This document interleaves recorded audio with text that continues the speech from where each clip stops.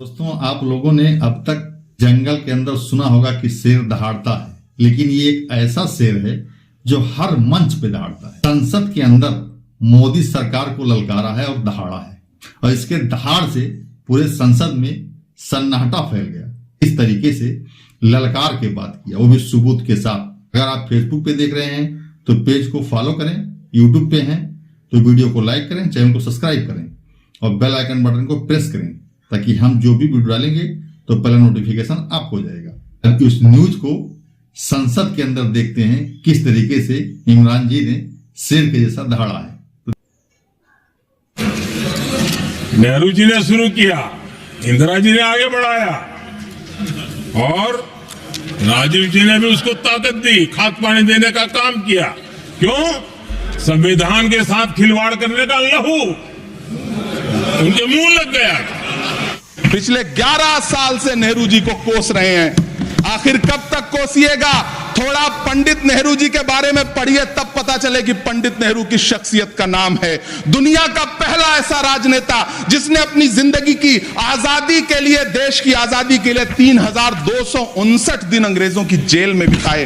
पंडित नेहरू एक ऐसे महान शख्स जिनके पिता पंडित मोतीलाल नेहरू, जिनकी बहन विजय लक्ष्मी पंडित, जिनके बहनोई पंडित रंजीत सीताराम, जिनकी बेटी इंदिरा गांधी, जिनके दामाद फिरोज गांधी, सब ने अंग्रेजों से लड़ते हुए स्वतंत्रता आंदोलन में जेल काटी। आप किस मुंह से उनकी लकीर छोटी करने की बात करते हैं? नहीं कर पाइएगा, 7 जन्मों में नहीं कर पाइएगा, क्योंकि जिस्म की मौत कोई मौत नहीं होती है। जिस्म मिट जाने से इंसान नहीं मर जाते, धड़कने रुकने से अरमान नहीं मर जाते, सांसें थम जाने से ऐलान नहीं मर जाते।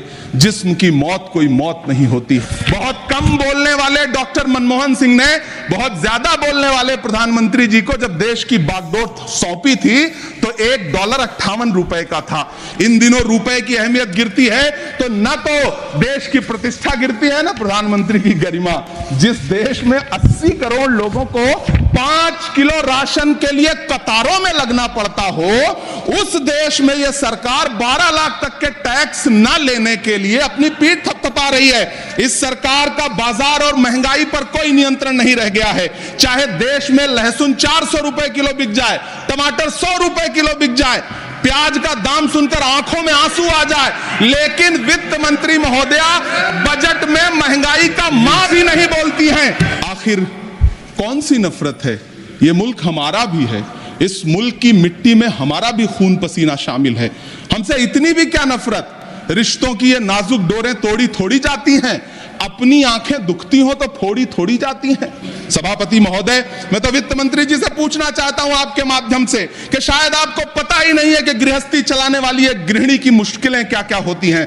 आपने कभी सोचा भी नहीं होगा कि जब वो किचन में सब्जी बनाने के लिए कढ़ाई में तेल डालती है तो उसके साथ उसके आंसू भी गिरते हैं। सभापति महोदय, शायद उन्हें पता भी ना हो कि एक छोटी सी गाड़ी और एक छोटे से फ्लैट का EMI भरने के बाद इस देश का एक गरीब इंसान जब अपने बच्चों की फीस भरने के बारे में सोचता है तो उसे कितनी खुशियों का गला घोंटना पड़ता है। शायद उनको पता भी नहीं है कि फसल बेच करके बिटिया की शादी का सपना सजाने वाला किसान जब अपनी फसल बर्बाद देखता है तो कितनी रातें सो भी नहीं पाता है। सभापति महोदय, शायद वो कभी इस पीड़ा को समझ ही नहीं पाएंगी कि परिवार के किसी एक सदस्य को कैंसर जैसी बीमारी हो जाए तो घर और जमीनें गिरवी रख उठती हैं, लेकिन इलाज नहीं हो पाता। हुकूमत इस कदर आवाम पर एहसान करती है, ये आंखें छीनती है और चश्मे दान करती है। सभापति महोदय, महाराष्ट्र का भिवंडी हो, मालेगांव हो, इचल करंजी हो, यूपी का बनारस हो, मुआयमा हो, मुबारकपुर हो, रांची का छोटा नागपुर हो, बिहार का भागलपुर हो,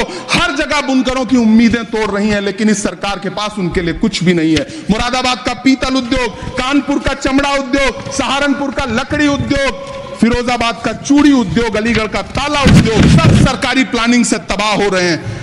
इन तमाम के बीच सरकारी सपोर्ट से बस एक उद्योग फल फूल रहा है, नोएडा का नफरत उद्योग। सभापति महोदय, जिस देश में 40 से 45% मेडिकल फैकल्टी की सीट खाली हो, वहां बजट में 75,000 नए मेडिकल सीट्स का ऐलान हो रहा है। सरकार बहादुर, कम से कम इस देश के पढ़े लिखे युवाओं को तो मूर्ख समझना बंद करिए। वो अब तिजारती पहलू निकाल लेता है। पहले 7500 मेडिकल सीट्स बाद में बनाइएगा, पहले जो एम्स में 2161 पद खाली पड़े हैं उनको तो भर दीजिए। वो अब तिजारती पहलू निकाल लेता है, मैं कुछ कहूं तो तराजू निकाल लेता है, मैं इसलिए भी तेरे फन की कद्र करता हूं तो झूठ बोल के आंसू निकाल लेता है। सभापति महोदय फिर झूठ आया है, मैं उसे मिथ्या कर दे रहा हूं। शायरी में बार बार आ जाता। संसद के अंदर शेर का दहाड़ कैसा लगा, वो भी फेस टू फेस नजरें मिला के शेर शायरी के साथ कैसा दहाड़ा है, तो कमेंट बॉक्स में अपनी राय जरूर बताएं। अब हम मिलेंगे एक दूसरे वीडियो में और दूसरे न्यूज के साथ। जब तक के लिए अपना और अपने घर वालों का ख्याल रखें।